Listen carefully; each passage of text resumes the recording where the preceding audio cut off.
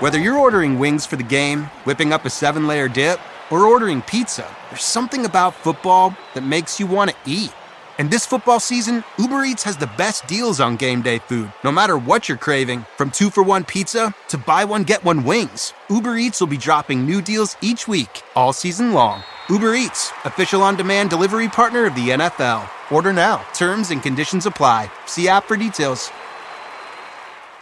This Steve Jones Show podcast is now loading.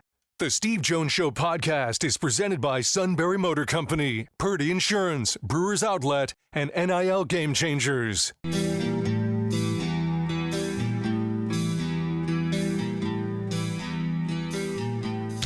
Bringing you an in-depth look at Penn State sports and more. This is the Steve Jones Show on News Radio 1070 WKOK. The Steve Jones Show is presented by Sunbury Motor Company, Purdue Insurance, and Brewers Outlet.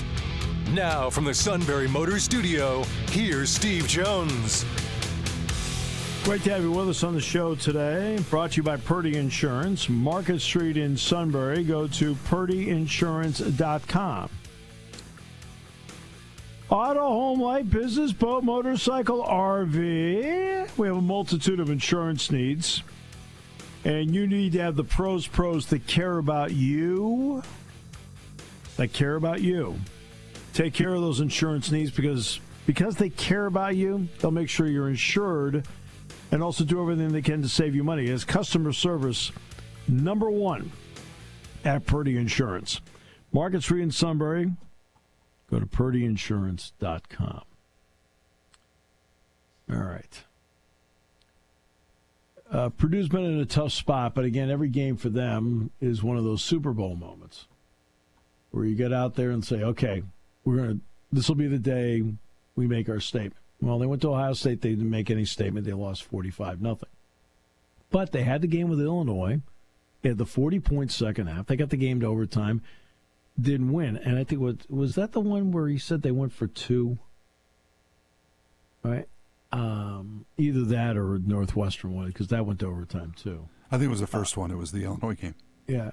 I agree with going for two there. I don't blame them. Let's win it here. I'm to be honest with you, I'm all for that. You know what the heck? You know, you can play it a couple different ways. But I agree with him going for two there. What's interesting about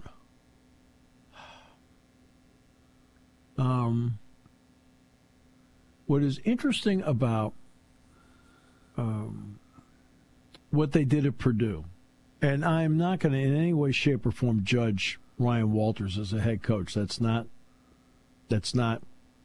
my point here. Okay? At all.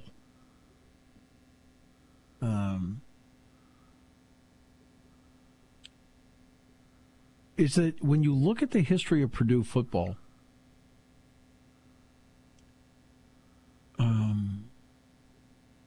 they've always had their greatest success when they've had an offensive-minded coach.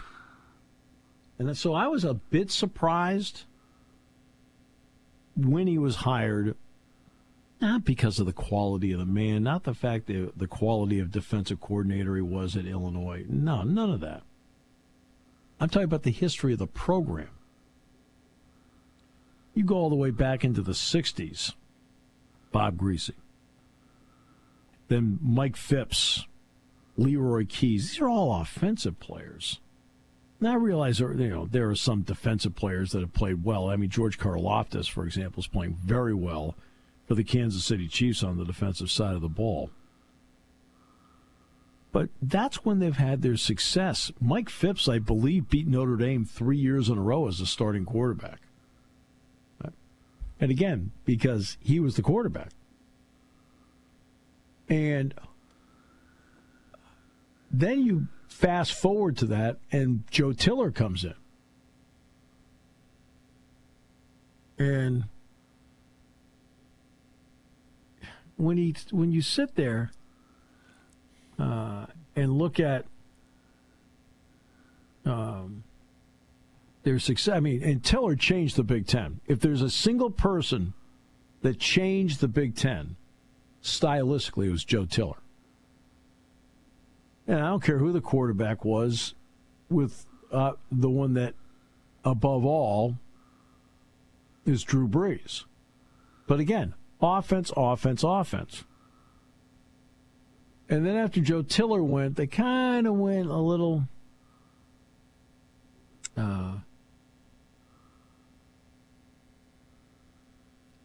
went through that transition period. They got Jeff Brom in there. What does Jeff Brom coach? Offense. And Brom's a really terrific offensive mind. Really terrific offensive mind. And when you sit there and look at when they've been successful, that's the kind of coach they've had. That's why I was surprised. And who knows how Saturday's going to turn out? I don't know. I go into every game with a blank slate. But I'm saying in the history of their program, what's worked? It's always been the offensive coach where it's worked. And again, Ryan Walters is young, excellent defensive mind, did a great job in Illinois. There's a lot of things that he has that are very appealing to any athletic director. But you also have a program that has a history of when it's successful and when it's not. And that's why I sat back and went, I don't know. Well, you also have to assume that Indiana's one-year success this year doesn't help his job security right now either.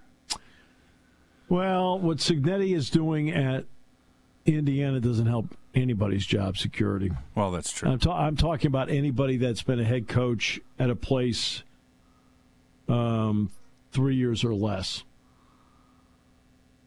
Or even, I'll even go 4 years or less.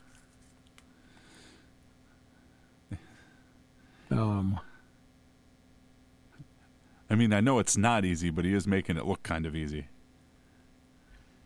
Yeah, and not only that, he delivers an attitude to it.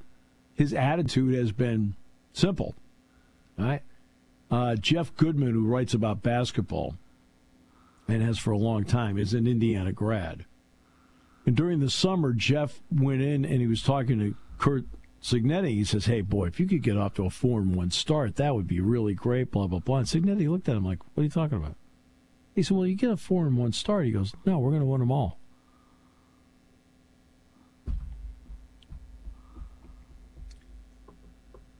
I mean, interesting, right? And I bet Jeff at that point in his head was probably like, sure, coach. Well, no, it was his point was, I've lived this in my entire life. You've never had a 10-win season. Yeah. Never, never. Right? Yeah. And because and that's the interesting part about what they've done there. For example, say the rules were different in 2000. Geez, I'm trying to think what years he was there. 2007, maybe? 7, 8, 9? Rich Rodriguez was the head coach at Michigan. Maybe he was 8, 9, 10. Okay. I think he was 8, 9, 10. And Penn State beat him all 3 years. He made the move from West Virginia to Michigan. Now, that was the point where anybody who transferred had to sit out a year. There was not a grad transfer rule, things like that. It was, he had to sit out a year.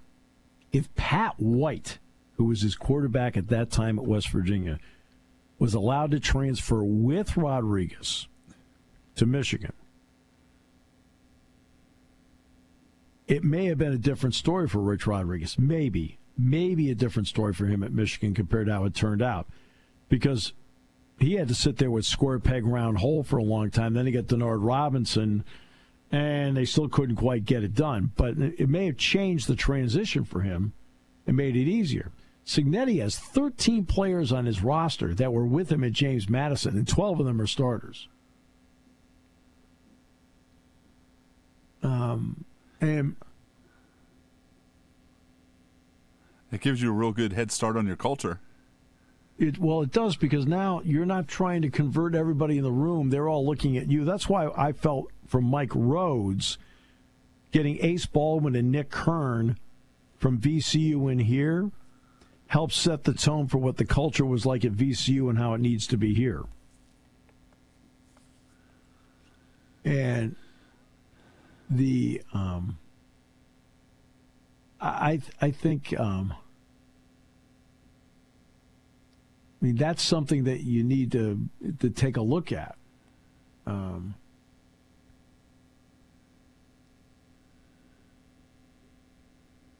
And in this recruiting world today, where you can change over. So let's get back to your original point. I'm going to say any coach that's been in a place 4 years or less, Cignetti's not helping them, nor is it his job to help him.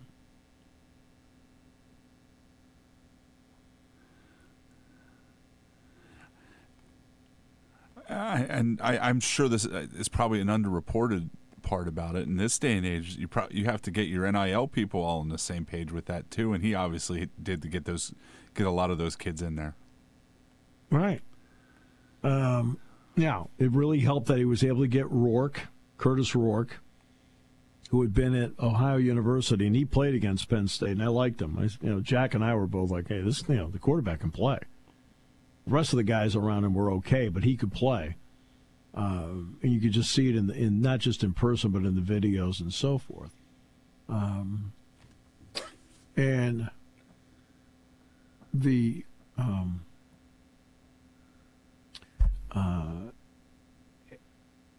what they've done is amazing. Now, do you get fortunate with certain things? Sure you do. Okay? There's a reason why they have amassed a 10-0 record against, quote, the 102nd ranked schedule in the country. But the bottom line is, you're also Indiana. So things in the non-con especially were scheduled in such a way to somehow get you 3 wins. Right? And he didn't schedule that part. He didn't schedule the non-conference schedule. That was done a couple of years ago. And I think that that what they've done is amazing. They deserve a lot of credit. They only have 2 games remaining in the regular season. They put themselves in an amazing position.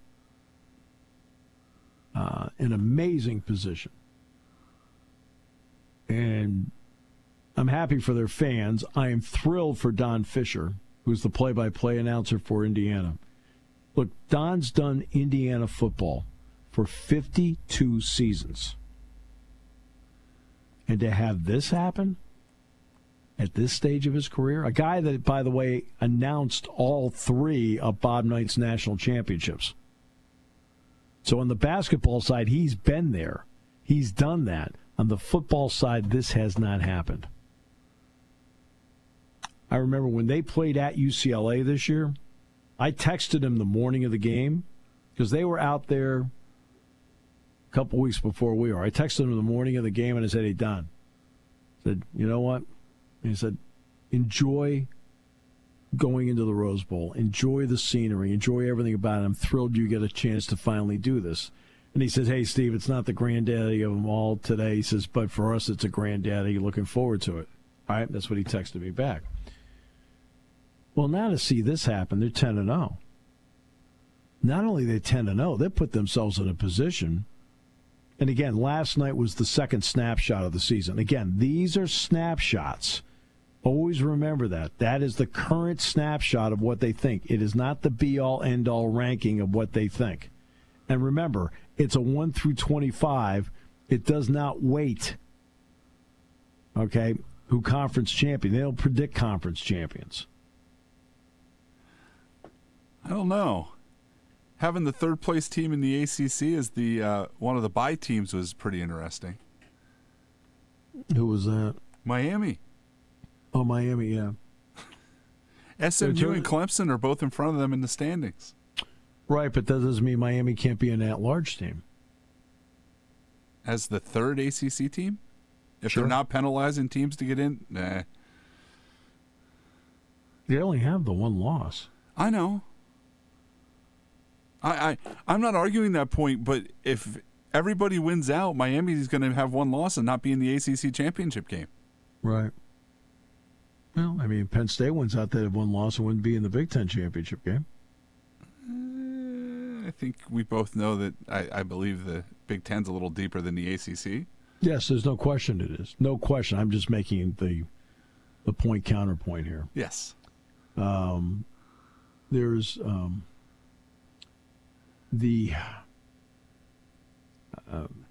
you're right, the ACC doesn't have the depth. Also, part of the Miami problem is they've lived the charm life. That defense is going to cost them again, I think, this year. Well, when I mean they've lived the charm life, a couple of calls they got, yeah, where you're like, what are we doing here? And the end of the Virginia Tech game, was obviously, I don't care what anybody in the ACC says, obviously a targeting call that was called, where you're like, oh, and it wasn't called, and it kept kept them in the game, right? And there was one other call they got, I think it was against Louisville. Yeah, I was watching a Louisville game. You're like, what are you doing? They've had 3 games this year where they've been the beneficiary of a call where I openly sat back and went, you have to be kidding me. That stuff usually does even out in the end. Well, Georgia Tech up front bludgeoned them this week. Yes.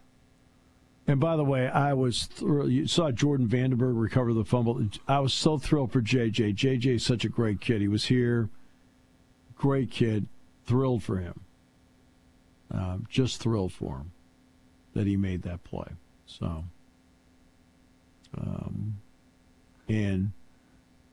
but up front, Georgia Tech just took them apart. And I thought that was interesting, and Cam Ward could not overcome that. And Ward's right in the thick of the Heisman talk. I think as time goes, Travis Hunter, who's out there playing 100 and some odd plays a game, is getting closer and closer to it. We'll see. We'll see. It's amazing how things I cared about when I was younger, I don't care as much about anymore. The Heisman's one of them. Now, if a Penn State guy were to win it, I'd be thrilled beyond words. I mean, that'd be personal. It'd be somebody I know. But if it's not, I'm kind of like, yeah, okay, whatever. That's great. Good. I'm happy for you. Hour-long ceremony of which it only takes 2 minutes to actually name the winner. That includes walking up to the podium with the envelope. And they turn it into an hour show? Please, no. No. You have to be kidding. It's also kind of turned into a quarterback award at this point as well. Feels like it, doesn't it? Yeah. That's why if Hunter were to win it, it would be completely different. You're talking about a wide receiver corner. And not a manufactured wide receiver corner like it was with, and I say this with all due respect to an really great football player, Charles Woodson. But they ran some plays with him on offense to get him a little more Heisman juice, which, by the way, helped their offense. Hunter's been doing it every game for years now, like every game. Interesting. We'll take a break.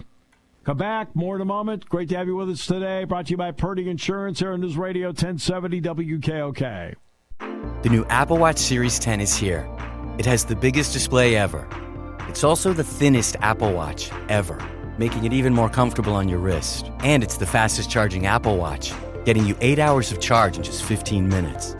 Introducing the all-new Apple Watch Series 10, now available for the first time in glossy jet black aluminum. Compared to previous generation, iPhone XS or later required. Charge time and actual results will vary. party time, game time, or just fun time. Doesn't matter what time it is because it's Brewers Outlet time. The beverage supermarket has the area's largest beer selection, imports, microbrews, ciders, and domestics. Pick from over 100 ice-cold 12-packs and dozens of 24-ounce singles. Soda, snacks, hot sauces, fresh roasted peanuts. Make it one-stop party shopping, and don't forget the pickle bar. So whatever you're celebrating or just doing it up, Brewers Outlet, Reagan Street, Sunbury wants to see you and thank you for your years of patronage. Hi, this is Season. For over 100 years, the Purdue Insurance Agency has been protecting families and businesses of the greater Susquehanna Valley and beyond. With the experience of our trained and knowledgeable staff, you can rest assured that your needs will be evaluated and met by some of the industry's best representatives. No matter what your insurance needs are, call Purdue Insurance today at 570-286-5855. Visit our website at purdueinsurance.com or check us out on Facebook to see what we can do for you.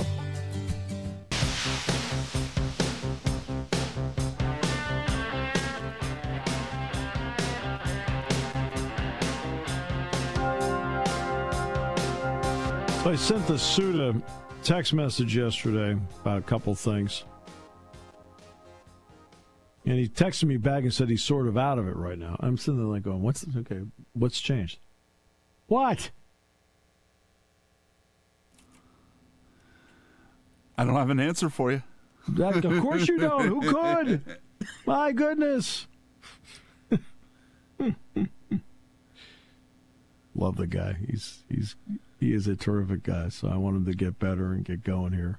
Doesn't mean I can't have a little fun and kid with him. I was like, what changed? What's the difference?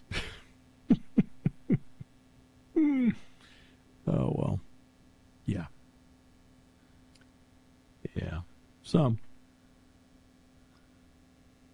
this is, again, last night was a snapshot. I always try to remind everybody when these things come out, it is a snapshot. That's all it is. It's not the be-all, end-all. It's not like a poll where you're up. Okay, in the end, you need to keep winning. You need to keep winning. That's what it's all about. You need to stay in the one-loss pool. That's where Penn State is now. Getting into the two-loss pool draws with it opinion and scrutiny about, well, who do they play? Where do they play them? How much do they win? And you know what I mean? All those questions, you're just trying like, hey, you keep winning. You just take care of your business. You're in great shape.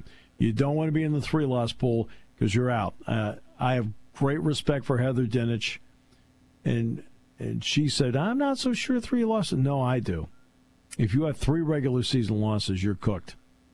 There are too many teams in the 1 and 2 loss area. It's the depth of teams of the 1 and 2 loss area that make a 3-loss team be out of it. And that's where, for example, Georgia plays Tennessee this weekend. For Georgia, that is a game they have to win.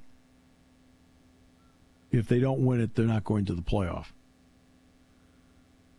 If they do win it, they're right back in the thick of it, and Tennessee would fall into the 2-loss pool. That's see, people love games with stakes. And what you're getting now on a weekly basis in the month of November are games with stakes.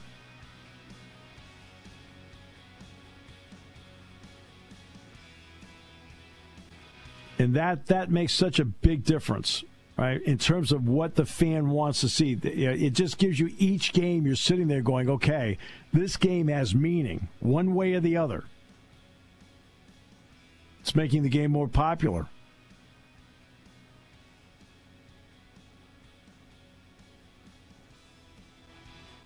Making the game way more popular, in my opinion.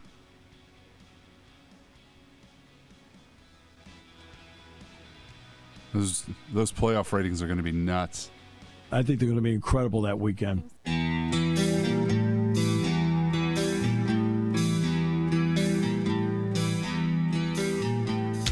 Bringing you an in-depth look at Penn State sports and more. This is the Steve Jones Show on News Radio 1070 WKOK. The Steve Jones Show is presented by Brewers Outlet, Sunbury Motor Company, and Purdue Insurance. Now, from the Sunbury Motor Studio, here's Steve Jones.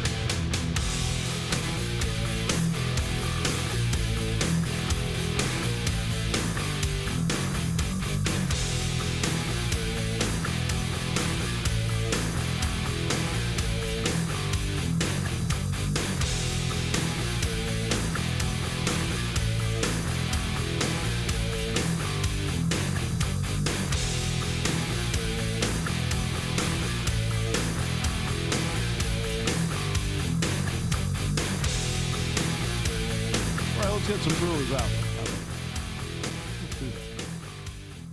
Brewers Outlet, Reagan Street in Sunbury, the beverage supermarket. Imports, domestics, microbrews, the best selection of beer anywhere.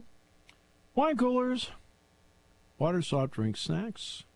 Roasted peanuts fresh and hot every day. And the pickle bar, loved by my two personal favorites, I might add. The Barrels and the Dills. Indeed, second to none. Is all at Brewers Outlet. Reagan Street in Sunbury, the beverage supermarket. Great to bring in Dave Spadaro. Dave, first of all, welcome back to the show. Great to have you with us. Thanks, Steve. Great to be here. All right, so you can only play who's in front of you. And Philadelphia's playing people in front of them, and they are winning, which is terrific. When you look at style of play, do you like the style of play that's allowing them to win, or are there a couple things that they need to take care of once they get to something that might be perceived as a tougher opponent, like, say, even Washington this week?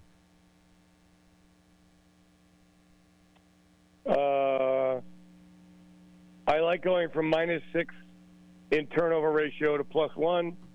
Yep, that's huge. That's gigantic. Yeah, that's huge. I mean, right. That's kind of the whole story, right? Like, you don't give the football away and expect to win.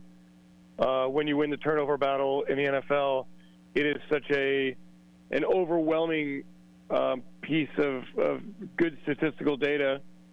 I like the way they're playing in the red zone.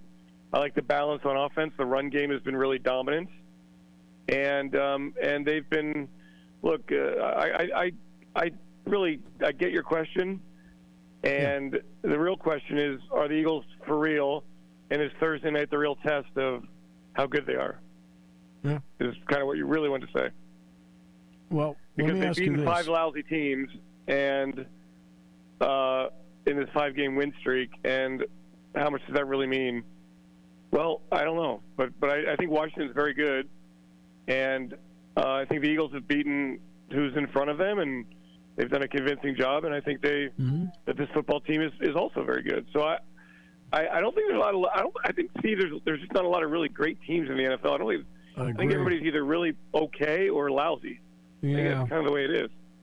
I totally agree with that answer, because I've always said, hey, look, the NFL's not a beauty contest. It's about, results. I don't care who's in front of you. You win 5 in a row, you win 5 in a row. Guess what? Those are wins. Bang, bang, bang, bang. You go from there. You got to see Saquon Barkley twice a year in person. What's it like now for you to watch him every week? It's an edge of your seat, what's next kind of experience. The guy's awesome. He is a complete back. We were talking about it the other day.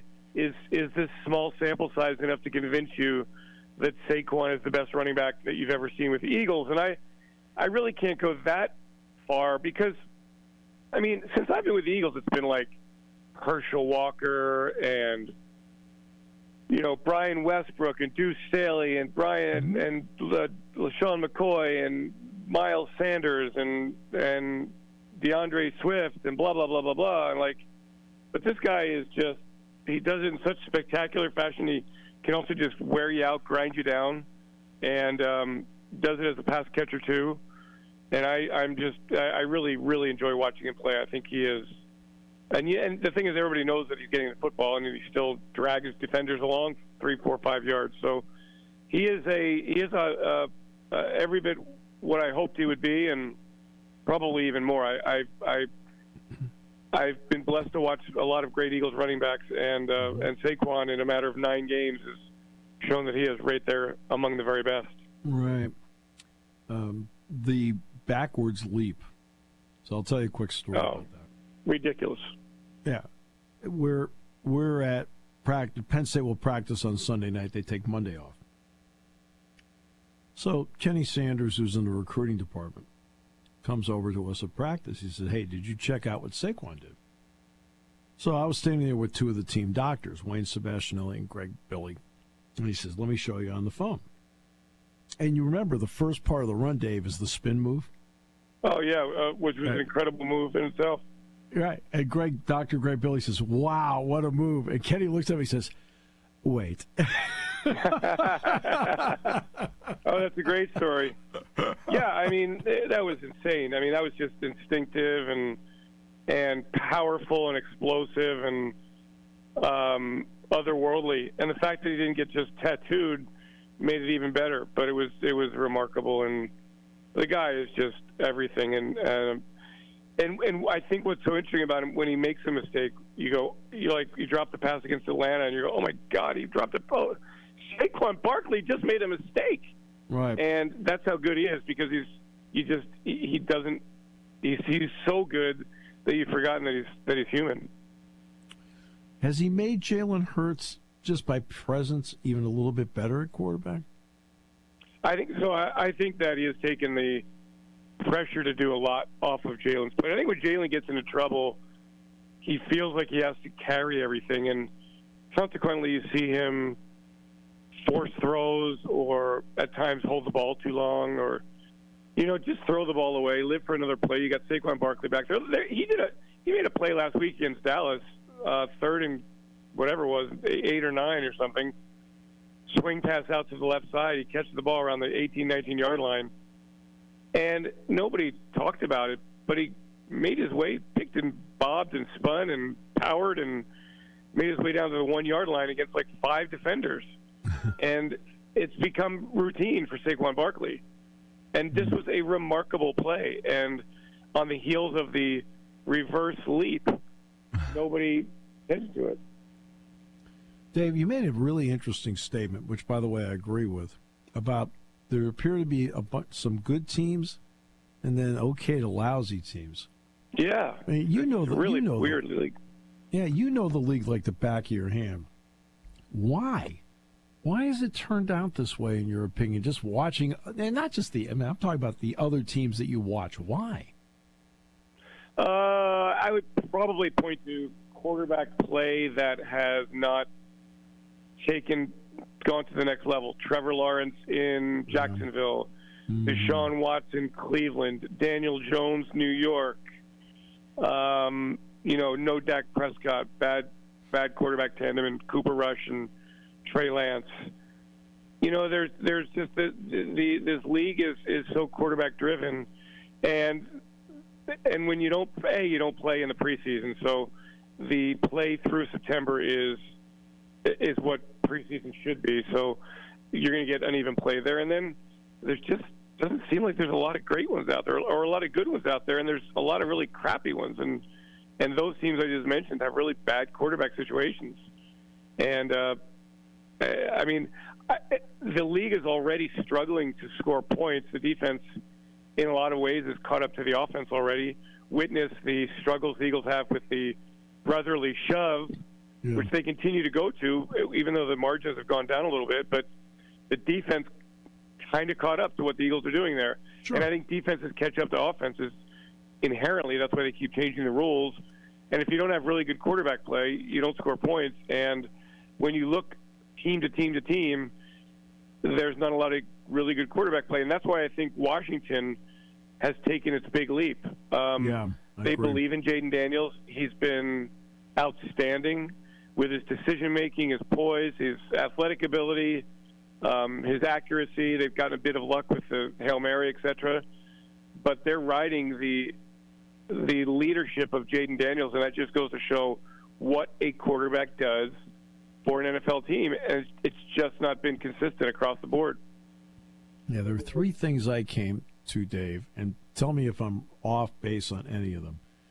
Number 1, the prevalence on cover 2. Number 2, the inability of quality quarterbacks that can beat cover 2.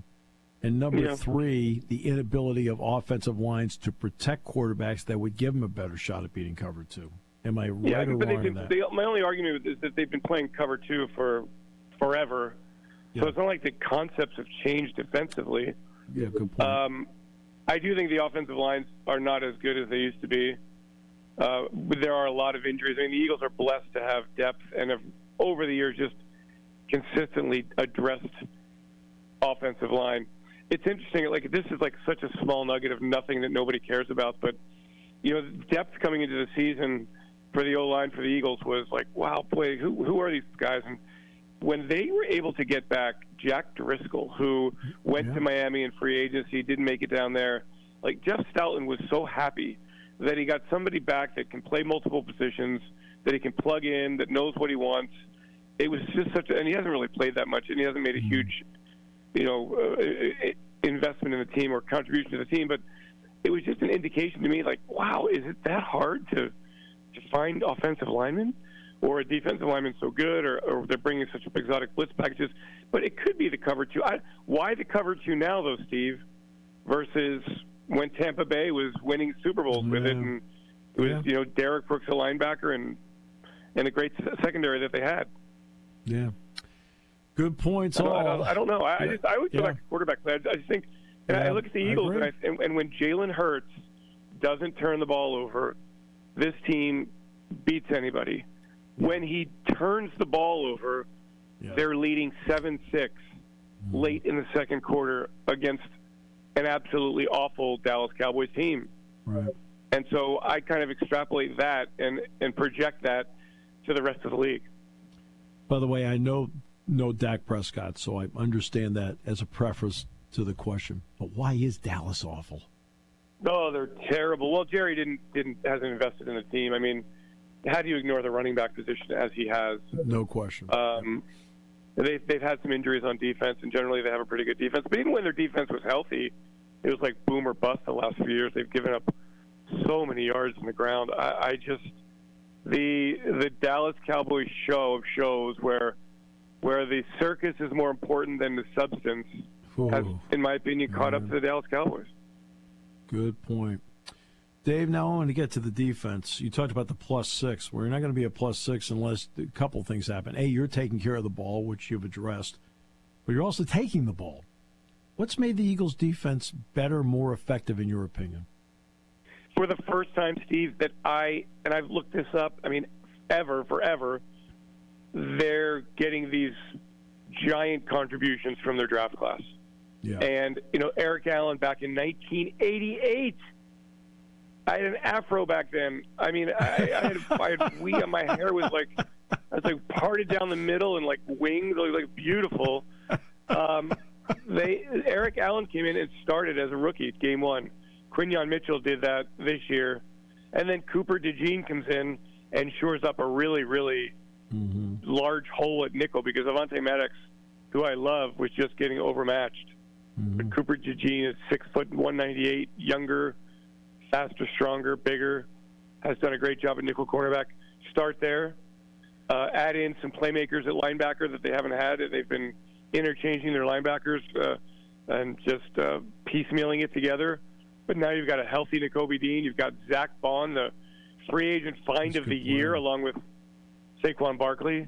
That has allowed Vic Fangio to really settle in with his back seven, and then the front four can go after a little bit. So that to me, and again, I mean, this is why tomorrow night's so crucial. I give the defense a ton of credit, but I also acknowledge Deshaun Watson, Daniel Jones. Yeah. Just a litany of Joe Burrow, very good quarterback. Yes. And then you come back with Trevor Lawrence, who's just regressed tremendously, and then Sunday in Dallas.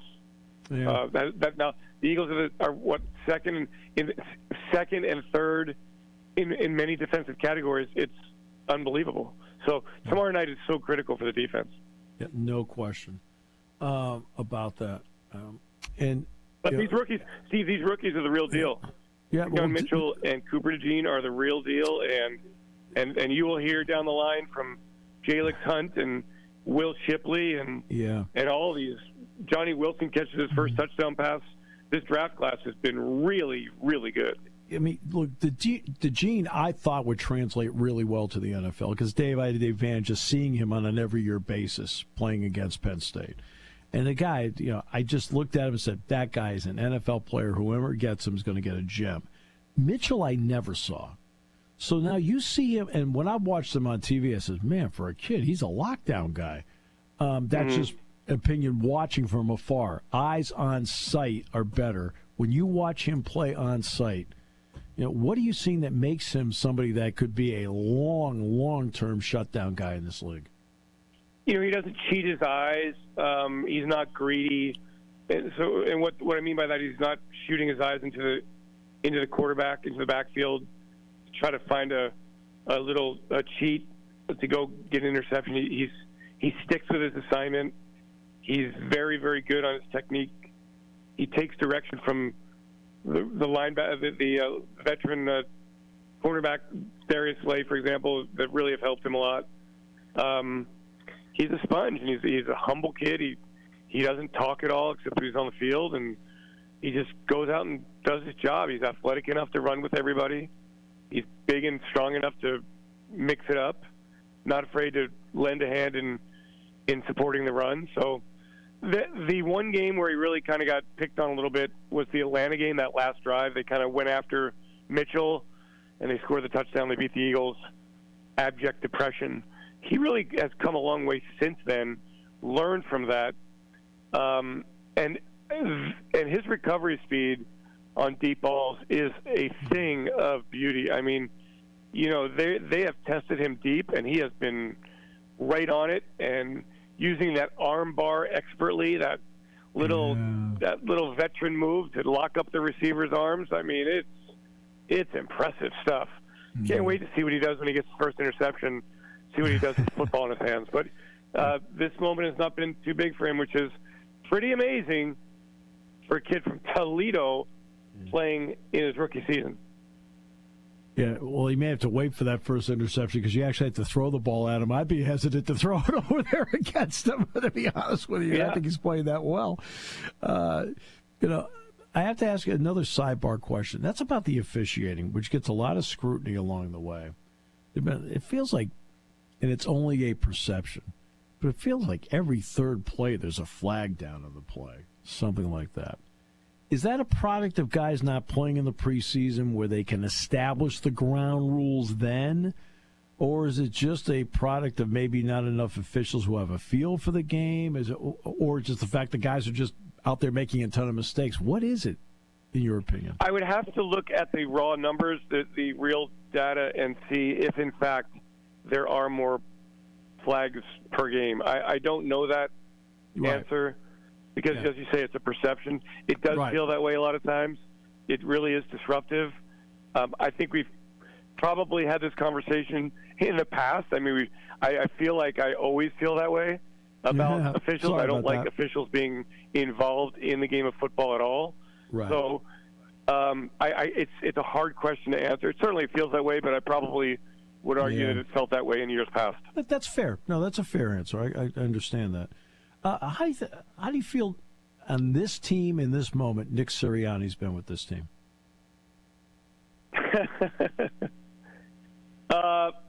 Really, on the battlefield, still standing tall,